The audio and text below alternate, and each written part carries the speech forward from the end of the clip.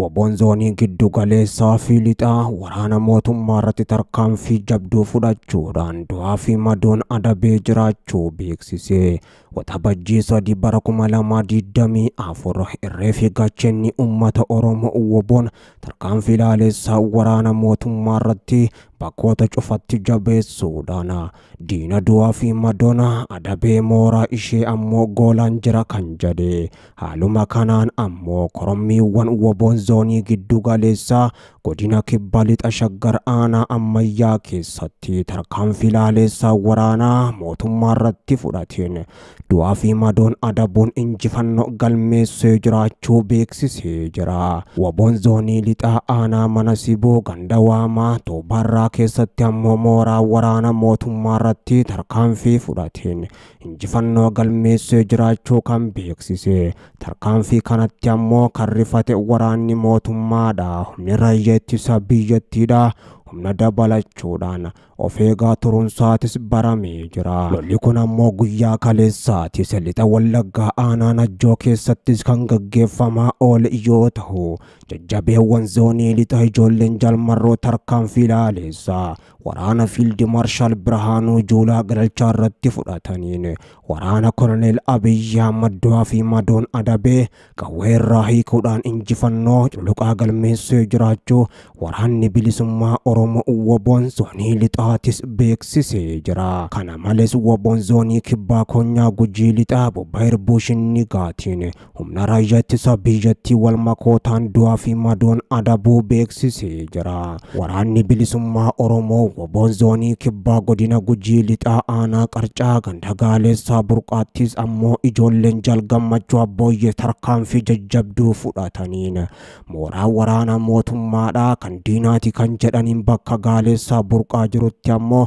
cabsuudhaan seenanii humnoota mootummaa hedduu isaanii ammoo achi ari'uudhaan hedduu barbadeessanii miidhaa guddaas irraan gahanii jiraachuu beeksisanii jiru. Tarkaanfii kanaanis waraana mootummaa Abiyyi Ahmad irraa 50 ol iddoo irraa deebiin qabnetti erguudhaan hedduu isaanii madeessee jiraachuu kan beeksise. Woboon zoonii kibbaa kun waraanni birmannaadhaaf ammoo gandaa Laayyoo Qundii irraa dhufanis magaaluma Gaaleessaa Burqaa kana keessatti wal shakkuudhaan guyyaa har'aan tanaa guutuu walitti dhukaasaa akka oolanis himamee jira. Lola kanaanis ammoo qawwee AKM dabalatee rasaasa hedduu irraa hiikuudhaan galii dantaa qabsoo bilisummaa Oromootiif oolchee jiraachuu waraanni bilisummaa Oromoo Woboon zoonii kibbaa kan jalgammachuu abbooyyeetiin durfamus beeksisee jira. Kana malees ammoo waraanni bilisummaa Oromoo Woboon zoonii giddu galeessaa godina kibbaa fi lixa shaggaritti tarkaanfii jabduu fudhadheetiin jira kan jedhe guyyaa har'aan tanaa kaaba shaggar aanaa Kuyyuu fi akkasuma ammoo warra Jaarsoo dabalatee gandoota baadiyyaa hedduu keessatti aanaalee lamaan kanatti humnoota mootummaa hedduu ijoolleen mataa guduruu kan giddu galeessaa Jaalsanyii Nagaasiin durfaman humna raayyaa ittisa biyyattii akka baala mukaatti harcaasuudhaan dikee Oromiyaa godhanii jiraachuu kan beeksisan. Tarkaanfii boonsaa aanaalee lamaan kanarratti ammoo fudhataniinis waraana mootummaarra 167 ol ajjeesuudhaan 200 fi ammoo 80 madeessanii jiraachuus Woboon zoonii giddu galeessaa beeksisee jira. Waraanni mootummaadhaa ammoo kaleessa loltoota ajjeefama yaalitti guuraa akka turee fi kanneen har'aan tana madaan ammoo Ayzuuzii 3 fi ambulaansii tokkoon kaafachuunis himamee jira. Lolli kun ammoo guyyaa kaleessa aanaa warra Jaarsoo gandaa Muluyyuu Caawwaa keessatti kan jalqabe hoggaa ta'u Woboon loltoota mootummaa Abiyyi Ahmad hedduu isaanii madeessee jiraachuus beeksisee jira. Woboon giddu galeessaa ammoo guyyaa kaleessarraa kaasuudhaan lixa shaggar aanaa Abunaa Ginda Birata ganda Kaabii keessatti waraana mootummaa hedduu isaanii barbadeessuudhaan iddoo irraa deebiin qabnettis ergee jiraachuu beeksisee jira.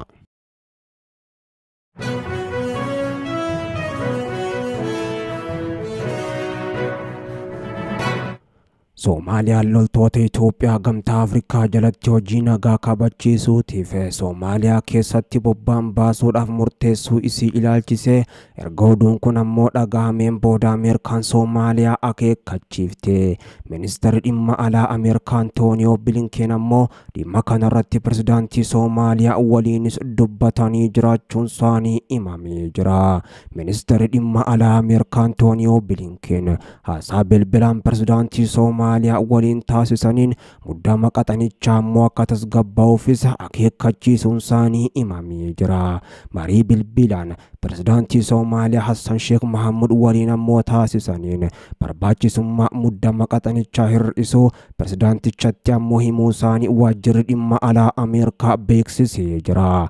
Itoophiyaa fi Soomaaliyaa yeroo ammaan tana ifatti bahuudhaan waraana guddaa banuuf akka deeman Ameerikaan arguudhaanis qaamolee lamaanuu akeekkachiisuu irratti argamti. Soomaaliyaan ammoo dursitee Itoophiyaa weeraruudhaaf akka qophooftes yeroo ammaan tana ifattis mul'isaa jirti. Mariin bilbilaan Antooniyoo Bilinkeenii fi pirezidaantii Hassan Sheikh Mohamud kun ammoo mootummaan Soomaaliyaa loltoota Itoophiyaa gamtaa Afrikaa jalatti hojii nagaa kabachiisuutiif Soomaaliyaa keessatti bobba'an baasuudhaaf murteessuu isaa ilaalchisee ammoo erga oduun kun dhagahamee booddee godhame. Itoophiyaan bulchiinsa walabaa Somaalilaandii walii galtee wal hubannoo ulaa galaanaa argachuuf dandeessisu mallatteessuun isheetis ni yaadatama.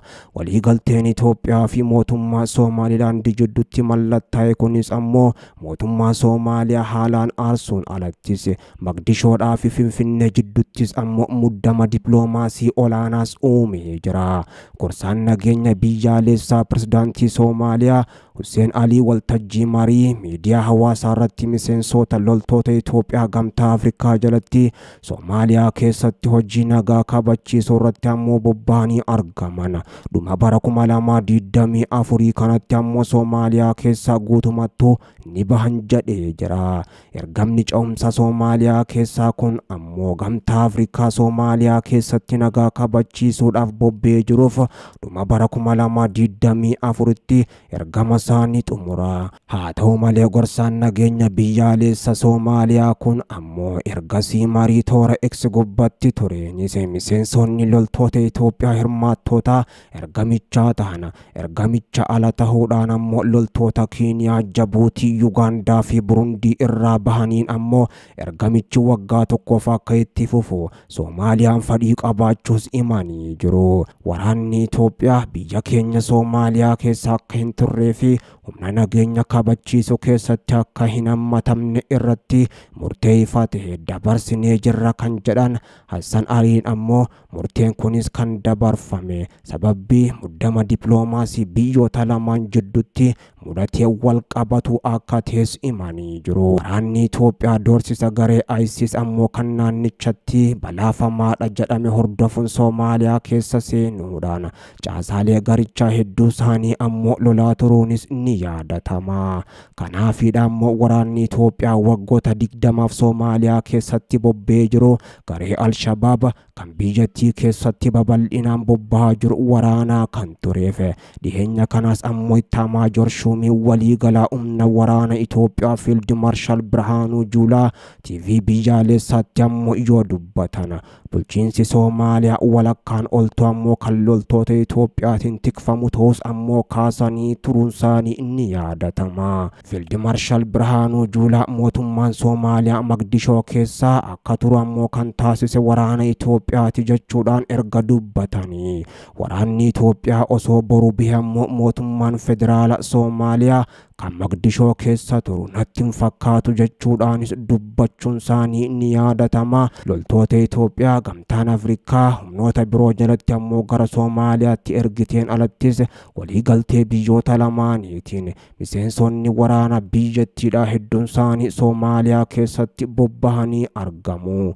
Karoora waraana Itoophiyaa Soomaaliyaa keessaa baasuu kanas bulchiinsa Soomaaliyaa kan taate South West ammoo mormitee jiraachuun isheetis dhagahameera.